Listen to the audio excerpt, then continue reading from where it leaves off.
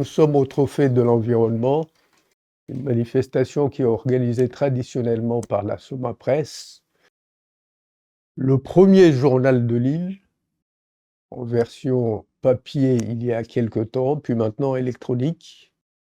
La Soma Presse édite aussi le Flash Info.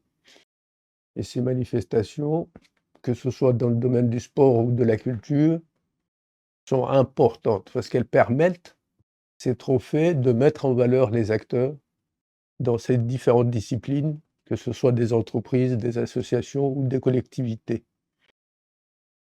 Aujourd'hui, on parle de l'environnement et c'est la semaine de l'environnement. Alors, l'idée de la Soma Presse était de réunir des acteurs professionnels pour qu'ils puissent exposer leur activité et puis aborder surtout une thématique importante, décisive, vitale même, pour Mayotte et pour sa population. C'est la gestion des déchets. Vous êtes des professionnels, la question que nous nous posons aujourd'hui est très simple et compliquée à la fois. Incivilité et déchets, comment responsabiliser les citoyens et les autorités? L'avantage avec les entreprises et les associations, c'est qu'elles sont à la conjonction des deux. Elles travaillent aussi bien pour la population qu'avec les autorités, en collaboration, en partenariat ou en financement croisé. Alors, je vais vous demander simplement de vous présenter succinctement, pas vous personnellement, un peu, mais beaucoup plus l'entreprise et puis les activités qui sont les vôtres. On commencera peut-être par Habitam. Depuis quand existez-vous? Alors bonjour, merci pour l'invitation. Donc Habitam, on a été créé en 2022 et on est réellement actif depuis fin 2023. Donc ça fait bientôt 2 ans. Et on a pour objectif donc la transformation des déchets plastiques en matériaux de construction de manière locale donc à Mayotte, le tout en insérant les publics éloignés de l'emploi. Donc on est entreprise d'insertion par l'activité économique.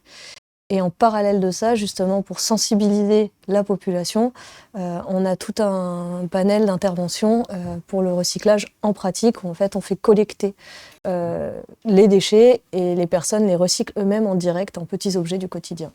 Une question toute simple, vous êtes combien? L'effectif de l'entreprise? Aujourd'hui, on est 12 salariés. Oh, très bien. Ça fait du boulot tout ça. C'est l'association CASA, vous êtes? Alors, je suis Abdou Soraya, la directrice de l'association CASA qui se situe à Barakani. L'association aujourd'hui compte un effectif de 14 salariés, dont 6 en insertion. Et donc, du coup, nous agissons autour de 4 pôles. Donc, nos missions sont organisées autour de 4 pôles, autour de l'animation, donc l'animation de proximité, à travers des actions de loisirs et d'animation et culturelle. Nous sommes aussi également, nous intervenons, notre deuxième pôle, sur le numérique. Le numérique pour donner donc du coup un accès donc beaucoup plus facile, on va dire, à l'usage numérique à la population, donc à travers des ateliers itinérants sur la commune. Également aussi un pôle famille où nous travaillons sur l'accès aux droits, l'accompagnement à la parentalité. Et nous avons un dernier pôle qui est celui un atelier de chantier d'insertion et qui fait du réemploi de matériel informatique. Et vous faites tout ça? Oui. De Dieu. Il y a du boulot dans l'environnement, je crois. Oui. La thématique qui nous occupe aussi aujourd'hui est à la fois simple et compliquée, parce qu'il y a 3 sujets qui sont abordés, hein. On a l'habitude chez les journalistes d'être soit directifs, soit ouverts. Et le sujet de la pollution, des incivilités, de la gestion des déchets, c'est quelque chose que vous vivez au quotidien, c'est votre activité plus ou moins. Mais est-ce que vous avez déjà spécifiquement travaillé sur ces sujets? Nous travaillons sur la question des déchets dans le cadre de notre atelier de chantier d'insertion, comme je l'ai dit. C'est un atelier de chantier d'insertion autour du réemploi de matériel informatique. Donc, grosso modo, nous travaillons sur le recyclage de matériel informatique, à savoir donc du coup les ordinateurs portables, les ordinateurs fixes, imprimantes, la téléphonie, également aussi les tablettes, enfin grosso modo tous les outils et matériels informatiques. Alors, comment est-ce que nous, on traite la question des déchets? Tout simplement à travers le recyclage, comme je l'ai dit, et le réemploi. Donc, notre activité consiste à récupérer du gisement de matériel sur le territoire. Donc, ce qu'on appelle gisement, c'est tout le matériel qui est disponible, qui est déjà usagé et qui n'est plus utilisé, remplacé par du nouveau matériel. Donc ici sur le territoire, si je peux citer quelques chiffres venant d'une étude, Allons-y, j'adore les chiffres.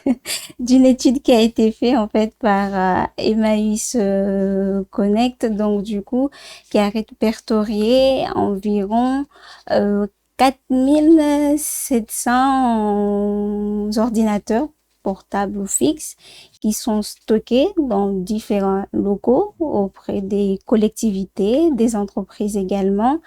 Et nous aurions un gisement qui tourne autour de 7000 par rapport à la téléphonie. Donc, nous avons beaucoup de gisements disponibles sur le territoire qui s'accumulent et qui finalement se retrouvent stockés et qui n'est pas utilisé alors que certains, en tout cas une grande partie de ce gisement-là peut être réutilisé aujourd'hui. Donc, nous, notre mission consiste à récupérer ce gisement qui nous est mis à disposition à travers des conventions de partenariat. On le récupère. Une fois qu'on l'a récupéré, on procède à un tri, donc ce qu'on appelle la collecte. On procède à un tri. À ce moment-là, donc du coup, tout ce qui est diagnostiqué, qui peut être usagé, réemployé par un atelier de réparation, où là on le Vous avez un atelier ici sur on a un espace de réparation. J'ai une question toute simple. Que fait Emmaüs dans ce domaine? Alors, C'est pas Emmaüs, de l'humanitaire, Emmaüs? non, il y a un projet, Emmaüs Connect œuvre autour du numérique depuis plusieurs années, donc sur le territoire national et récemment, depuis peu, ici également aussi à Mayotte. Vous avez pris l'exemple du gisement, parce que c'est les termes jargonesques qu'on emploie. Ma question est toute simple. Est-ce que vous avez le sentiment que nous croulons sous les déchets et que la pollution est quelque chose de gigantesque sur le territoire ou important ou relativement important? Voilà, question facile, hein. Je vous renvoie au terre-plein de Mtsapéré depuis Chido, je vous renvoie à tous les C'est espaces, peut-être accidentel, sinon, mais de manière à tous générale. les espaces de décharge sauvage, hein. Pas plus tard que début de semaine, j'étais sur Kaweni parce qu'on a un projet justement de sensibilisation collecte avec les habitants en partenariat avec le PRDM et ABK pour faire justement toute la collecte et ensuite installer un mobilier urbain issu des gisements collectés. Donc en fait, on va recycler le plastique collecté et installer un mobilier urbain produit dans notre atelier avec ça. Donc l'idée, c'est vraiment là d'impacter la population et on espère leur faire comprendre qu'au lieu de jeter sauvagement dans les lieux qui s'amoncellent, que tout peut avoir une seconde vie, soit en réemploi en premier lieu, et si vraiment on peut plus, en recyclage en dernier lieu. Mais donc pour ne pas aller dans la nature, puisque ça pollue énormément, nos sols sont pollués, on mange du plastique toutes les semaines, et des métaux lourds également, on en boit même. Voilà, c'est une réalité. Dans l'environnement. C'est une réalité malheureusement. Et donc voilà, le but c'est de faire comprendre les messages au plus près de la population, au plus près des acteurs, parce que s'il n'y a pas cette éducation, bah, on ne sait pas. En fait, si on ne connaît pas les conséquences de nos actes, finalement, on ne s'en rend pas compte. Par contre, une fois qu'on a été éduqué à ça, eh ben, on ne peut plus le faire sans savoir. Voilà. Donc, nous, on dit toujours, mon déchet, ma responsabilité. Ça marche en tant que consommateur, ça marche aussi en tant que producteur et metteur sur le marché de déchets, et ça marche aussi en tant qu'importateur de futurs déchets. Dans les matériaux de construction, on a vu, après Chido, mais pas que, hein, tout est quasiment importé. Sur place, on a du parpaing, on a de la brique de terre, on a un peu de bambou, on a un peu de plastique. Mais globalement, si on ne développe pas des solutions locales, on importe tout, la tôle, etc. Et ça finit en déchets. Donc nos structures sont là pour justement sensibiliser, éduquer et proposer des exutoires à ces déchets, pour éviter justement de crouler sous les déchets en les réduisant d'abord et en les réemployant. Je comprends qu'une entreprise peut avoir aussi une fibre environnementale, une responsabilité durable. C'est une entreprise quand même lucrative, non? Oui, qui dit entreprise dit forcément doit survivre par sa lucrativité. Après, on est une entreprise de l'économie sociale et solidaire, donc la recherche du profit n'est pas notre objectif initial. On a un modèle économique qui nous permet justement d'intégrer ce profit au profit d'une valeur ajoutée sociétale, donc que ce soit dans l'insertion des publics éloignés de l'emploi et dans l'environnement. Oui, j'ai compris que vous faites de l'insertion par l'activité économique, effectivement. Je reviens sur les déchets. Nous avons vu effectivement que Chilo a révélé un certain nombre de choses et nous connaissons un peu toutes ces montagnes que nous constatons dans nos communes. Aucune municipalité n'est épargnée et donc la population forcément dans les quartiers. C'est un problème de santé publique, effectivement.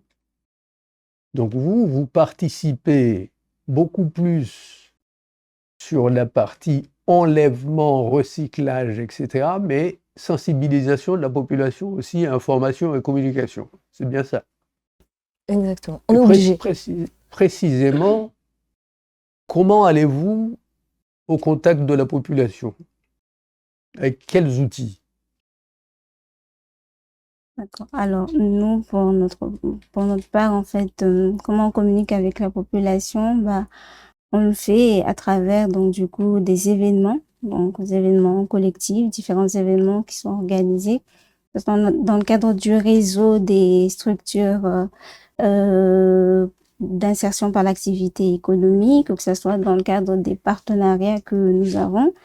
Et nous organisons également nous-mêmes aussi parfois des événements autour de la réparation, autour du réemploi, et nous participons pas mal aussi à des événements organisés par des associations, je dirais plutôt leaders en matière d'environnement sur le territoire. Donc nous travaillons avec l'association Mayotte Nature Environnement, mais aussi avec d'autres associations au niveau du territoire. Et de par cette collaboration, c'est de cette façon que nous contribuons à la sensibilisation auprès de la population. Très bien. Je suppose que c'est à peu près la même démarche. Alors c'est effectivement ça, à la différence près que nous, du coup, comme nous ne sommes pas une association, on ne peut pas avoir de bénévoles qui vont faire tout ça, donc on s'appuie sur des associations de quartier pour aller au contact de la population, donc que ce soit à Kaweni avec Wenka Culture, avec ABK, avec Mayotte Nature Environnement également, et SWeCanet, enfin voilà, toutes les associations de proximité en lien avec le déchet. Nous avons parlé des citoyens, comment les responsabilités. Je vois qu'il y a déjà une solution, entre guillemets, c'est l'aller vers. Vous contactez la population, vous les sensibilisez.